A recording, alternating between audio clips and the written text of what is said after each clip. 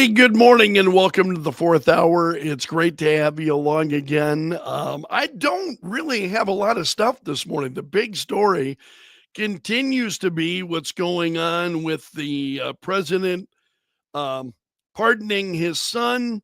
A number of Republicans reacting to this. And the president had said, you'll remember, no one is above the law. And so a number of folks are reacting to this after learning that the president is pardoning Hunter Biden, Representative Tom Emmer of Minnesota, Eli Crane of Arizona.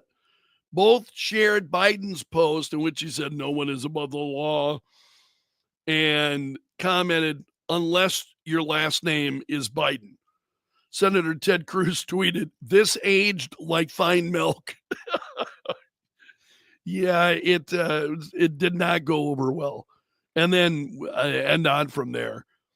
Representative Steve Scalise said, "You've been lied to every step of the way by this administration and the corrupt Biden family. This is just the latest in their long cover-up scheme. They never play by the same rules they force on everyone else. Disgraceful," he says. So the president announcing yesterday that he had pardoned his son Hunter. And this is the top headline this morning at the New York Post. The Elon Musk gloating as the community on X community notes fact check the Biden tweet that no one is above the law. So now you've got people fact checking the president's comment here. No one is above the law. So community notes, by pardoning his son Hunter, not merely for a single crime, but for all actual or potential crimes he may or may not have created an 11 years period. Yeah. This is really crazy. So this is the story today. Just a lot of reactions regarding this, and it's pretty incredible. Kyle is correct here, I think. Absolutely right. And Kyle, I doubt you were surprised by this. I certainly was not. I don't think a lot of us were expected this to come. I knew that sometime after the November election and before the end of the year, we would be likely to see the president move on this. You don't have to be a political genius to have figured that out. I think all you have to really be is an observer of events. Just pay attention and watch folks and what they do and what they say. And it became pretty clear that the president was going to pardon Hunter, despite the fact that he said no, he wouldn't do it a number of times. Both he and Karine Jean-Pierre both said he would not do it repeatedly. But this is the thing. I'm certainly used to Karine Jean-Pierre not being truthful. This is a big problem.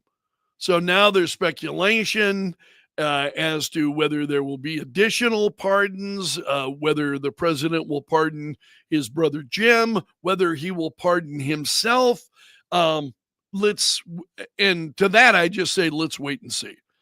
Those things I'll deal with when they come up rather than speculating he may do this or that, because I thought this was likely. And I didn't spend a lot of time talking about it on the air because so did you. I think a lot of us expected this. So this is hardly any big surprise. It's like, Joe Biden is going to be Joe Biden. And he has shown that repeatedly, I think. And it's really kind of, it's just amazing as I watch the people who apparently without scruples. And I'm not saying that they're all Democrats or, we see them all over the place. And it's just really, it just kind of makes my jaw drop every time I see it. It's a lot of these things. John saying, and I've heard others say this too, John, I think they were hoping Kamala would win, then she would pardon him. We all know how that worked out. Yeah, yeah, it would make sense that Kamala Harris, when once the if she had won, sworn sworn in, then pardoning Hunter would have made sense. Would have given Joe a. But again, you and I would have known what was going on, what was happening, as if that really wouldn't have hidden anything from us. We would have thought, oh man, this group is just even more incestuous and than we ever believed. Um, and that's part of what's incredible. So there really isn't a lot of one of the things I like to do during the fourth hour is to bring you stories that I've not talked about on the air. But this just continues to be the story this morning. I mean, everywhere I went, there really wasn't anything new beyond this. A lot of folks, excuse me, I'm going to mute my mic here for a moment. A lot of folks reacting to this, and understandably so, because even though you knew it was coming, it still, gets you worked up. And I think folks, you kind of, some of us, you want to be optimistic and you'd say, okay, the president said repeatedly that he would not pardon his son. He has said that repeatedly, said it a number of times. Karine Jean-Pierre said it some 6 times from the podium that she said Joe Biden would not pardon his son. And so maybe did some part of me maybe want to believe that I've got to say I really didn't think he did or that he would. I really never believed that because I think we've seen a lot of his character.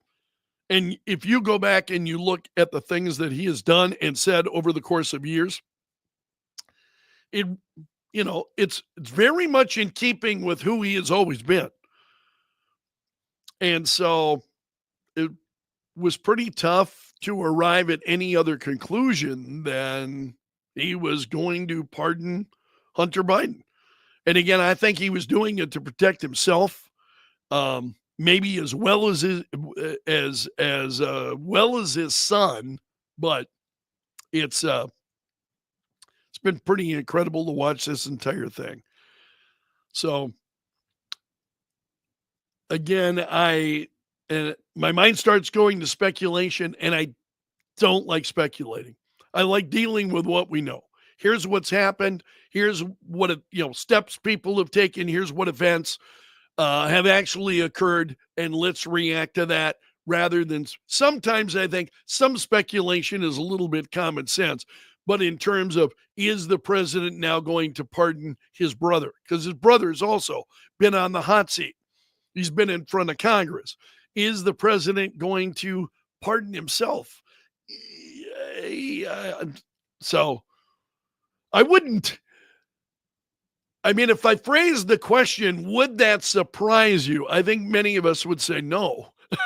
I would say no, because this is a man that has shown he just really, there's no morality that guides his actions that I see. No morality there that's guiding his actions, for all of his, for he loves to name drop, mention God, and it's one of the reasons I don't like doing it is because so many other people have really just kind of sullied that. You know what I mean? I never believe when Joe Biden is saying that. I mean, because I think most of us know you have a pretty good idea where people are approaching things from. Are they incredibly selfish? Are they approaching everything from their own individual, point of view? Or are they looking to something greater than themselves? I think most of us are able to decide that on our own.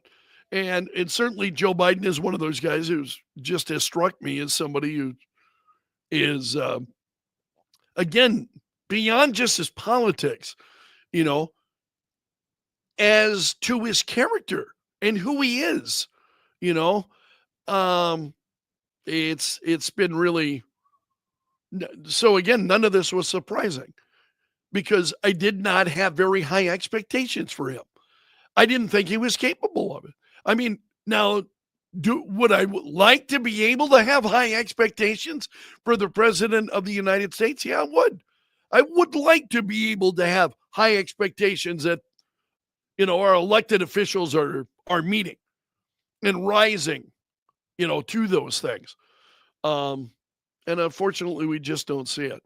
So I really don't want to go on and on because I think a lot of this is, um, you certainly, we talked about it this morning, took your phone calls.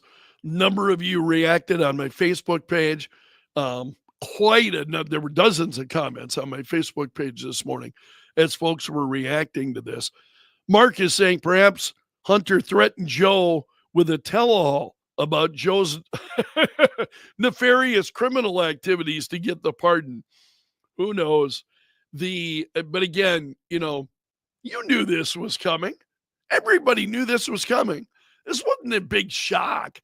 It's infuriating, but it's not surprising, because as I have told you many, many times, I'm not the brightest bulb. And when I'm able to see things and it's pretty clear to me that you can discern that that these are the actions that he's going to take.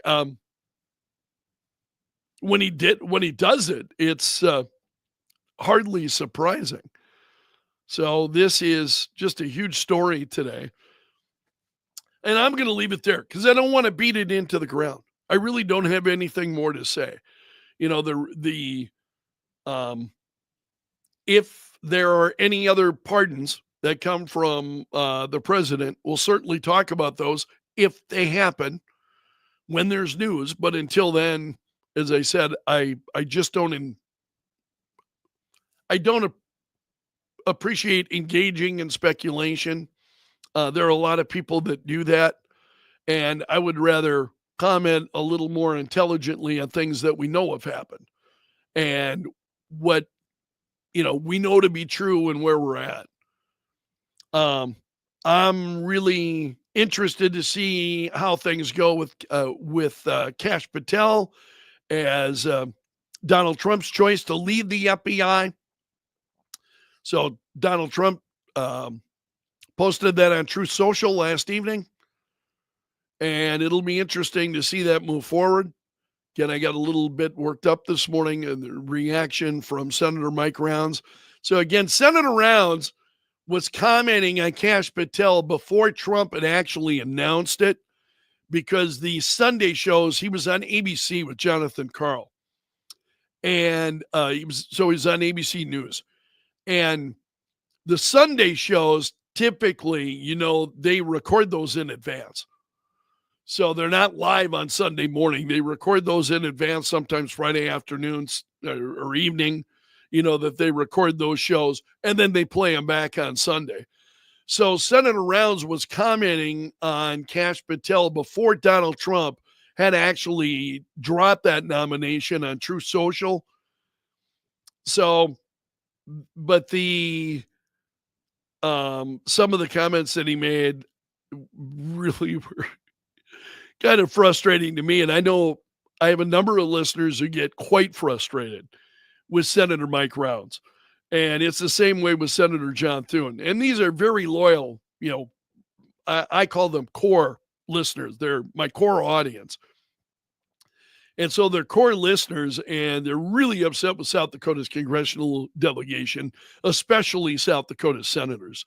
And so as I was reading those remarks from Senator Mike Rounds, I thought, this is not going to go over well with a number of people in South Dakota. And again, because he would rather that Christopher Wray at least it sounded this way when he was on ABC, sounded that he would rather see Christopher Wray complete his term as director of the FBI before then, um, you know, installing somebody else. But think about it. You got Donald Trump, who will have 4 years. Okay, he's got 4 years. And if you want to start moving and you want to, making significant change, if you want to make lasting change, you've got to do it from the get-go. And if you want to start, especially in the Department of Justice and the FBI, you have got to start right up front. So you can't wait until the last year and then nominate somebody and then expect that, they are going to make good on that. Because can you imagine if a Democrat were to win the election, the next presidential election? I'm not saying I believe that might happen, but let's just assume that it does. And you had Kash Patel in for a year as the director of the FBI. Do you think for a minute that the Democrats would allow him to continue? I don't even know that some Republicans would. I mean, seriously, don't have a lot of faith in some Republicans in the party. So it makes sense that Donald Trump wants to get these things going now. He's got 4 years and the clock is ticking. He hasn't even been inaugurated yet, and the clock is already ticking. So he's got to get going. He's got to make changes. And so this is any arguments about, oh, yeah, but Christopher Wray, he's got 3 more years. And, he's always been up in front of Congress and he's addressed our questions. And I mean, that to me is just like, nobody in the real world thinks that way. That's Washington thinking. That's Beltway thinking. There's nobody outside of Washington, D.C. that operates that way. Do you operate that way? Would you run I mean, it's mind-numbing to me because so insulting. And the folks who do it, they don't realize that they are. They don't, I mean, I just kind of sit back and I go, you've got to be kidding. You got to be joking.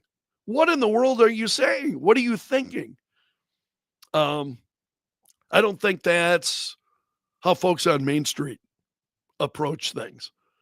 And Donald Trump, he wants folks in place and he wants to get going and he wants to hit the ground running. And I'm hoping that it's going to produce significant lasting change, with Elon Musk and Vivek Ramaswamy, who will be cutting the size and scope of the federal,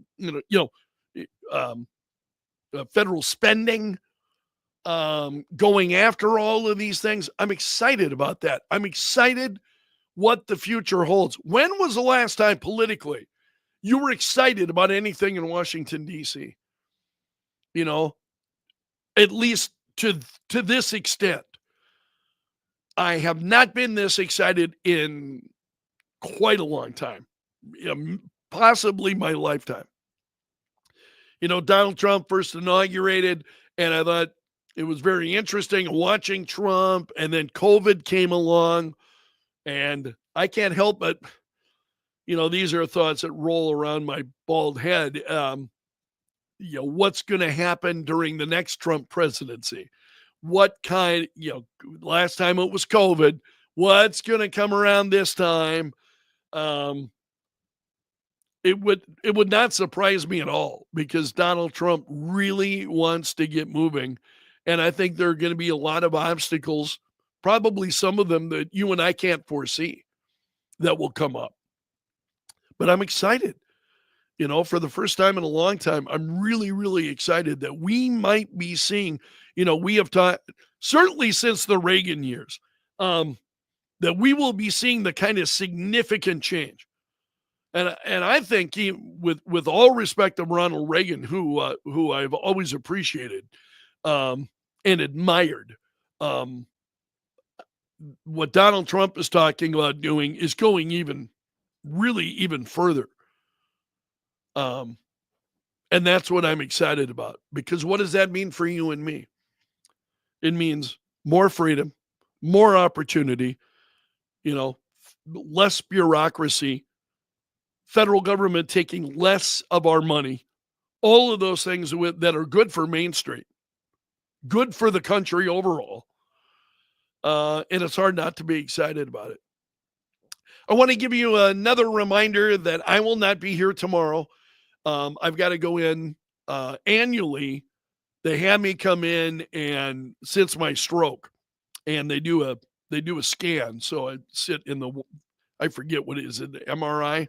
They wheel you into the white, you know, tube, and douse you with radiation, and they take these scans of my brain and see if I have one. But they want to check that stent, which is back here.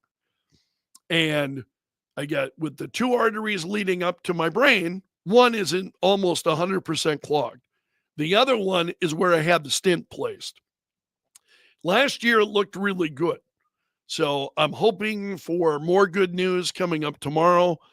So I tried to schedule it outside of the radio show. I thought, well, okay, I'm very willing to come in the morning, but, can you get me in around 10 o'clock, something like that, so that I can still do the show? And they said, no, in fact, we need you in early. We got to have you here by 8. So there was no way I could be on the air tomorrow. So I go in, I have the scan, and then about an hour and a half later, once they get the results, process them, send them to my doctor, then I go in for a meeting with the surgeon, and he takes a look, and, and we have a conversation about how it's going. So we'll see. I'll know tomorrow. I feel great. I mean, I'm feeling well. Some of the things that I've struggled with since the stroke, balance, been an ongoing issue for me. Every time you see me climbing stairs, you're going to find me with my hand on the railing. My balance has been an issue for me. And I've just gotten used to that. It's just like, the conversation I've had with myself is, this beats being dead. Or beats being, like a lot of folks you see, having to learn how to walk again, taking years for them to learn how to be able to walk again. And this, folks that have strokes, depending on the strokes, very true for some people. Why I have been spared all those things, I have no idea. And I'm always having that conversation with the Lord as to, Lord, what do you want from me? Why am I still here? There's got to be something that I don't see.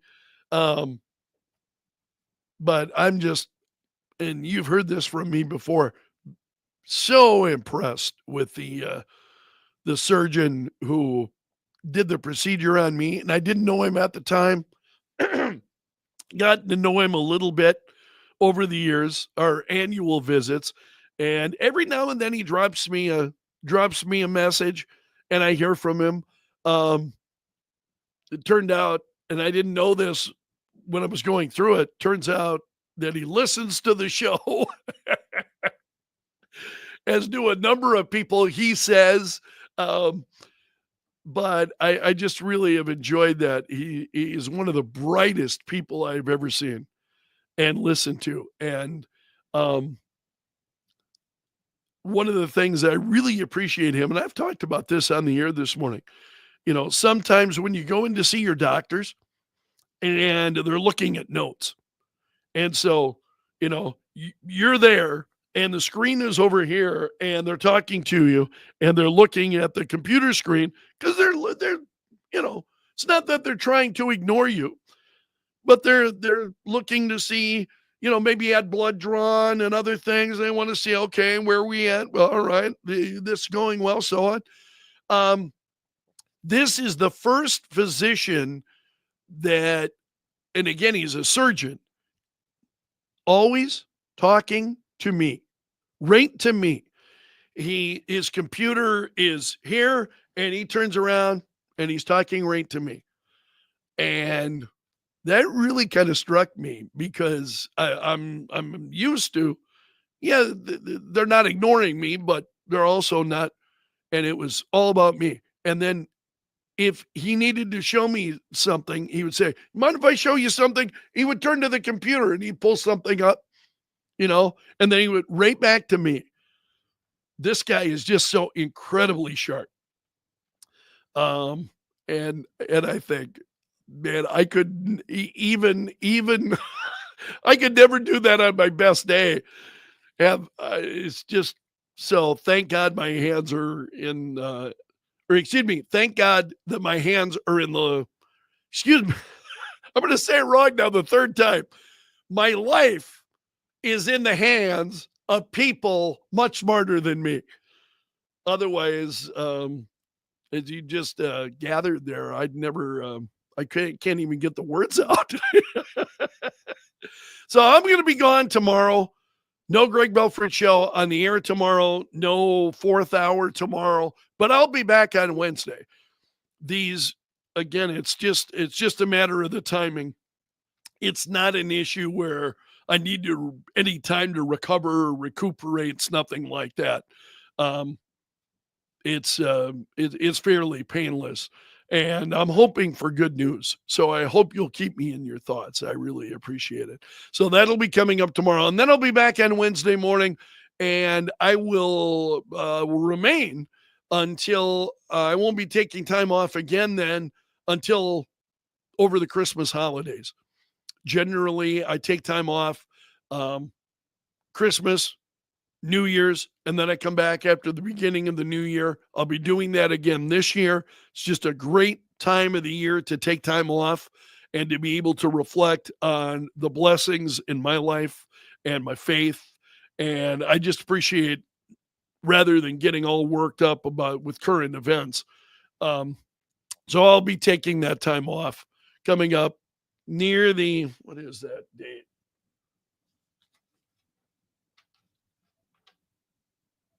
Starting the 23rd, Monday the 23rd. And then I'll return to work then right after, right in the beginning of January. It's when I'll return to work. So I'll leave it there for today. Thanks so much for letting me join you. If you would, hit that like button.